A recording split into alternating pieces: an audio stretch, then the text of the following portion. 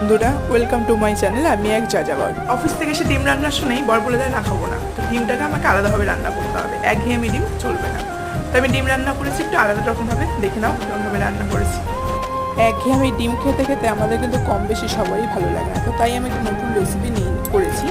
এখানে 5টা মতো ডিম আমি সিদ্ধ করে আলাদা কুসুম করে নিয়েছি, আলাদা সাদা অংশটা লম্বা লম্বা করে কেটে নিয়েছি, কেটে একটু ভেজে নিয়েছি।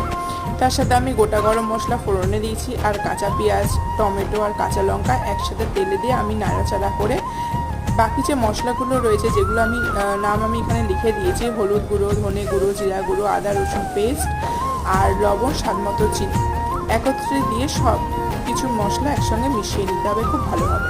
আরেকদিকে আমি একটু ভাজা জিরে গুঁড়ো মশলা করে নিয়েছিলাম, যাতে টেস্টটা ভালো আসে। তো সমস্ত কিছু কষে যাওয়ার পরে ডিমগুলো আর কুসুমগুলো ওই কষা ঝোলে দিয়ে আমাকে নামিয়ে ফেলতে হবে। ভালো লেগে থাকলে লাইক কমেন্ট সাবস্ক্রাইব করে